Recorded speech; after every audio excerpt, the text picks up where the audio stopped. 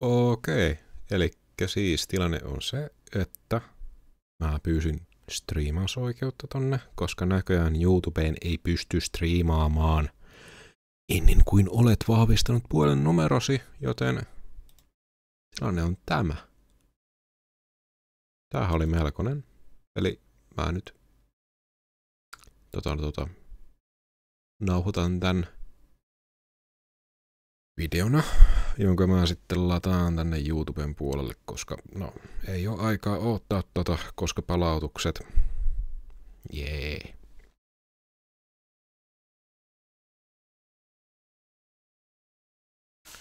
Eli siis tervetuloa tänne Mörmaan 1 julkistustilaisuuteen. Tässä voidaan miettiä, että mikä ja miten. Elikkä siis kysymykseen mikä, no Mörmaan 1. Helppokäyttöinen teleportaatiolaite sijainnin, paikan ja ulottuvuuksien vaihtamiseen.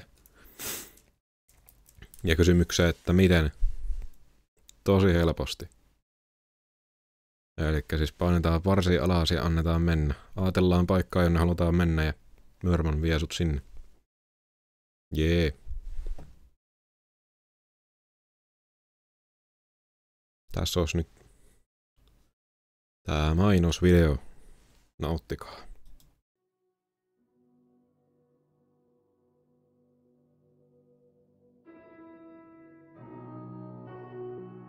Esittelyssä tänään uusi ja uljas Mörman ensimmäinen.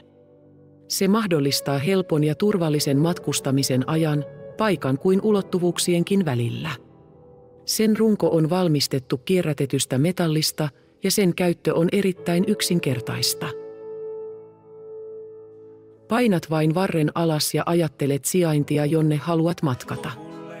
Voit matkata esimerkiksi Kouvolaan, ei siihen kaupunkiin vaan musiikkivideoon, tai vaikka talviseen metsään. Tai voit matkata pään sisäisiin pelkoihisi tai ympäri kotikaupunkiasi. Mahtavaa! Osta siis jo tänään Mörman 1.